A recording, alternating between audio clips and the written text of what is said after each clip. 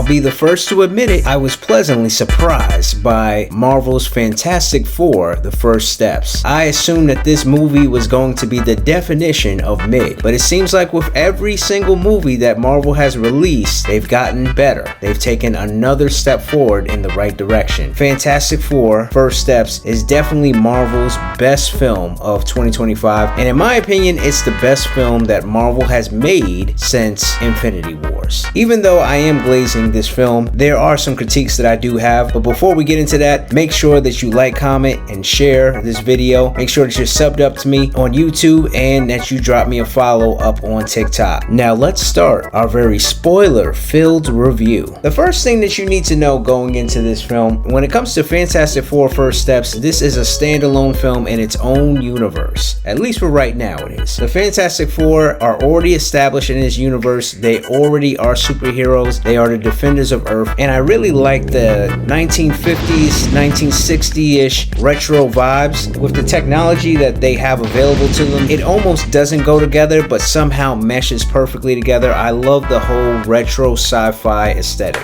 which initially was one of my major concerns. I didn't think that they were going to be able to pull it off. Now, as far as this film, it's got its own singular narrative. We really pick up the story finding out that Sue Storm, who is the MVP, or dare I say the MC of this film, she finds out that she's pregnant and she's going to have a child, a baby boy named Franklin. And if you're a Marvel fan, you know who Franklin is and you know what he can do. She finds out that she's pregnant. She lets her husband first know, and then she lets her brother and the Thing, Ben Grimm, know as well. That kind of starts off this whole adventure. And of course, the Silver Surfer comes to Earth and declares to everyone on Earth that the Earth is going to be devoured by the planet-eating Galactus, a celestial being who hungers eternally. When it comes to this Silver Surfer, her name was Shao-Bala. Not gonna lie, with a name like that, sounds like she could ball. I mean, her last name sounds like baller. Let me know in the comment section if you think that this Silver Surfer can hoop. Anyway, let's get back into our review. She is from the comics, and when it comes to this Silver Surfer, she's not my preferred Silver Surfer. I prefer this Silver Surfer. All jokes aside, I feel like she did a pretty good job in that role, and as a herald of Galactus, she does her job and she tries to leave the planet, but not before our guy Johnny catches up to her and tries to have a conversation with her. Doesn't get anything but one singular phrase from her. Now pay attention to that because that's going to come up later. Also, pay attention to those buttons on your screen. Make sure that you like, comment, share, and sub up to the channel. And if you're watching this on TikTok, make sure you drop me a follow. Now that we have a little synopsis of how the film begins, let's get into our characters. So the first character that we're going to talk about is arguably the worst character in the film, and I'm talking about Reed Richards himself, played by Pedro Pascal. Now there's a whole lot of weird stuff surrounding Pedro Pascal, and him and Vanessa Kirby have this whole weird thing going on where she's pregnant but she's into him. We need to dig up Maury and we need to dig up Jerry Springer and get them over here for a paternity test because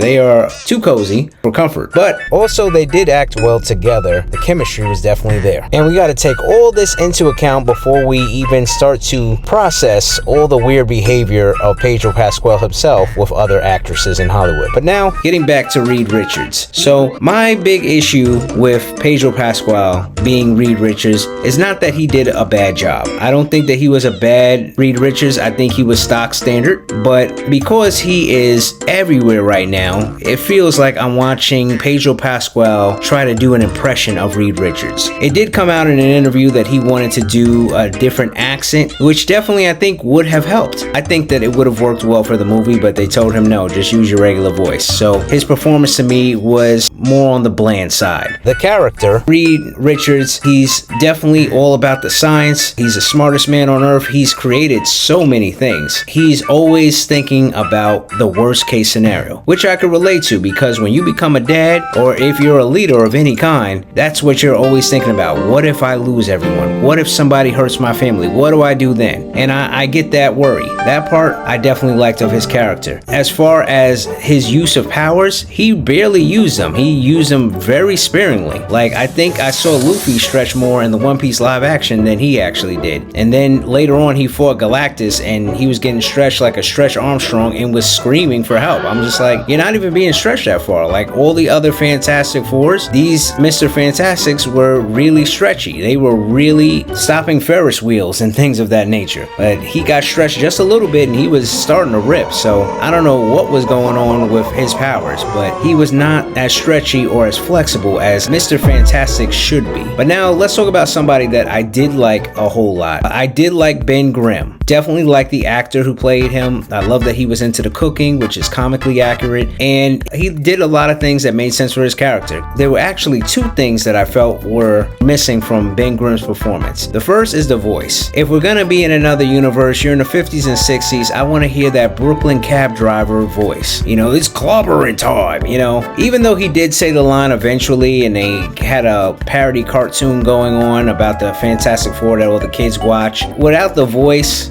he sounded too normal, and it would take me out of the screenplay. I felt like I was watching someone voice him. I didn't feel like I was really watching a thing. Aesthetically though, CGI for Thing was on point. I loved it. And the second thing that I really didn't like about him is that even though they were universally accepted, and my man Ben Grimm, he was risen up that girl, even though he was a rock monster, she didn't care. When you think about it, that says some pretty alarming things about her, that she wants a whole rock man upon her. And now seriously, can someone tell me how that relationship would even work? Like, if they go anywhere past first base, like, she's gonna literally die in a rock slide. I don't know how she finds that attractive, or how this relationship makes any type of sense. I mean, I understand in the old one, his girlfriend was blind, but like, this girl was definitely seeing the pile of rocks that Ben Grimm is. Somebody help me out in the comment section. How does this work? But anyway, when it comes to Ben Grimm, I felt like maybe because they were so universally accepted, I would have liked a line where he speaks to Reed Richards and he just mentions to him, hey, you know, are you working on that special project? And Reed Richards could have said something like,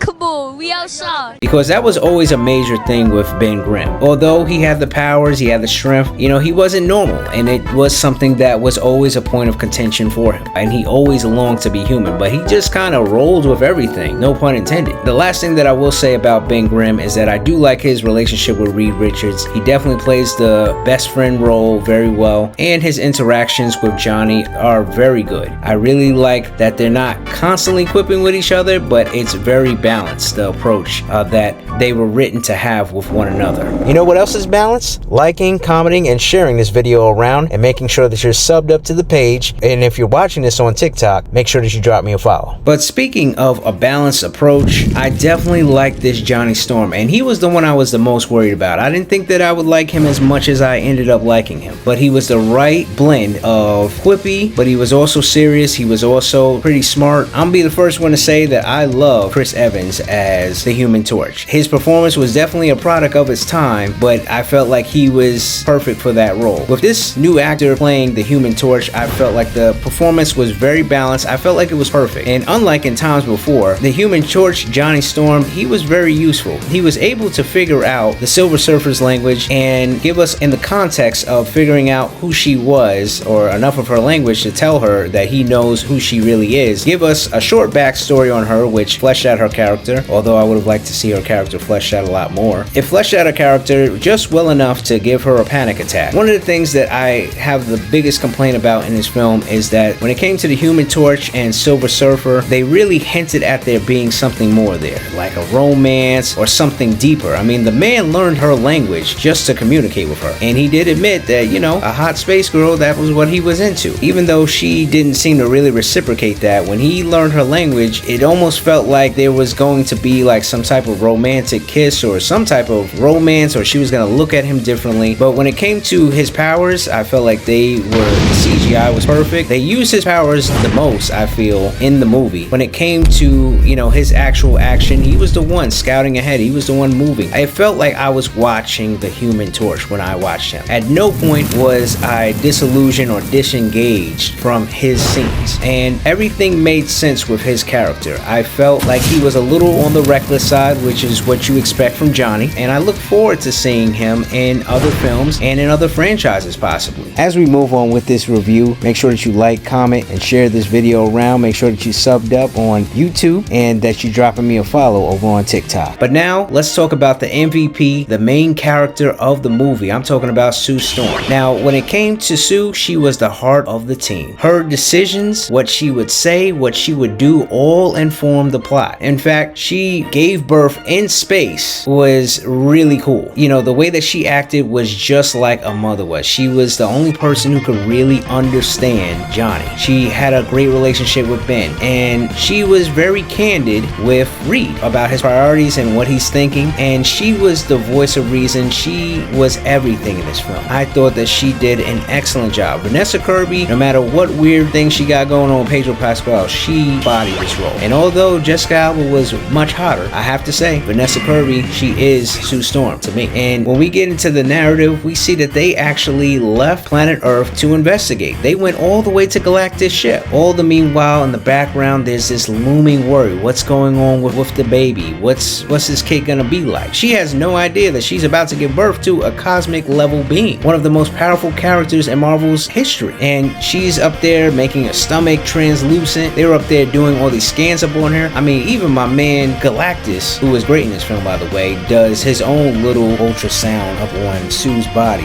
It was like he had the pulse scanner from Fortnite on, the way he was scanning her. The way that they were doing all these ultrasounds upon his baby, I thought it was going to be born looking like Dr. Phosphorus, or perhaps grow up to be Radioactive Man. But anyway, when it comes to the story, Galactus tells him that they have a cosmic being and that he could pass on his curse of having to always be eternally hungry and devour worlds to Franklin. And he actually induces labor for Sue Storm. And that's where we lead to this epic chase scene where the Silver Surfer is actually surfing on the stars, doing a wormhole, trying to catch them. And they do end up shaking her, even though she's giving birth. Sue Storm was able to turn the spaceship invisible and kind of throw her off and get her trapped for a little while into a black hole, which she eventually gets out of. Another thing that they do very well up in this film is that they power scale Galactus and the Silver Surfer very well. They are like these unbeatable forces of nature, especially Galactus. He's like a whole force of nature. I felt his voice, his look, everything was spot on. The crazy thing is though, when he came to Earth to try to retrieve Franklin, when the Fantastic Four went to his spaceship, they were going there with the guise of trying to broker a deal. And Galactus was like, okay, I won't eat up the Earth, just give me your son. And they were like, no, we're not giving you our son. But what ends up happening is that he ends up traveling all the way from the deep reaches of space all the way to Earth. As we move on with this review, make sure that you like, comment, and share this video around. Make sure that you subbed up on YouTube and that you're dropping me a follow over on TikTok. When Galactus gets to the Earth, the first thing he does is check out the Statue of Liberty. And he's giving them those anxious Pedro Pascal eyes. An alien comes to Earth, like you can believe that they're going to have some type of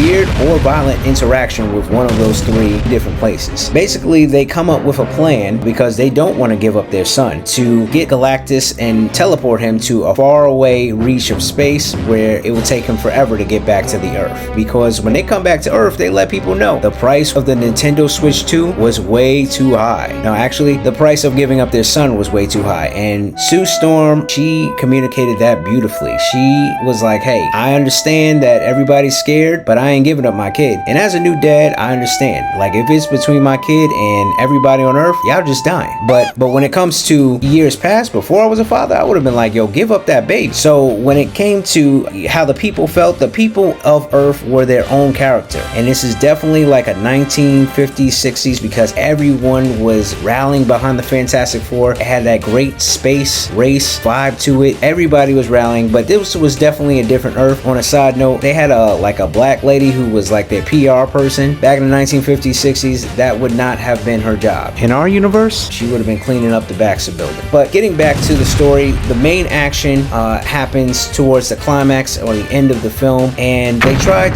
their best to fight Galactus, but to no avail. I mean, even my man Herbie shut down the whole building, and it was to no avail. Galactus still took Franklin, but thankfully, the Fantastic Four was able to get their son back. Reed was able to stretch just enough to get his son back, while Sue Storm was pushing Galactus into the actual teleportation black hole. Now, here's where my big issue is. Johnny and the Thing were useless in that fight. They were not able to do anything, and Reed was beyond useless. He, just manned the controls, while Sue, she had a motherly rage boost. I'm talking about she was literally muscling and pushing Galactus, a celestial being, a force of nature, into that black hole by herself. She put it all all up on her back. It was killing her. I mean, you should have seen the way her back was twisted, man. She was more flexible than Simone Biles. I was like, how are you doing this? She was looking like Dallasm. I don't understand, like, how her back was able to maintain that degree of angle. But all that extra stress on her spine and on her body pushing Galactus back, that ended up unaliving Sue Storm. It was up to her baby to bring her back. But I do gotta ask Marvel, like, why y'all keep killing off all the moms though? But anyway, she was basically the most powerful member of the Fantastic Four, and she was able to push Galactus on her own. And Galactus was just kind of letting her. I don't know if he was like, this is 2025, I ain't trying to catch a case. But when it came down to it, I felt like the whole story was done extremely well. Every single part of the narrative informed what was able to come. It was very easy to follow. It was very story heavy, not very action based, which is not the norm for Marvel films. It was a welcome change. Also, before we wrap up this review, I also want to give a big shout out to my guy Stingray from Cobra Kai. He was Mole Man, and I loved his character. When it comes down to this film, I liked it more than Superman. I give this film a full 9 out of 10. It was almost perfect, and I really enjoyed it. So if you haven't seen it, I encourage you to go see it. But like I always say, thank you guys for watching. Make sure that you like, comment, and share this video around. Make sure that you subbed up on YouTube and that you're dropping me a follow over on TikTok. And I shall see you in the next one. This is your anime dad signing off, letting you know that I'm always proud of you.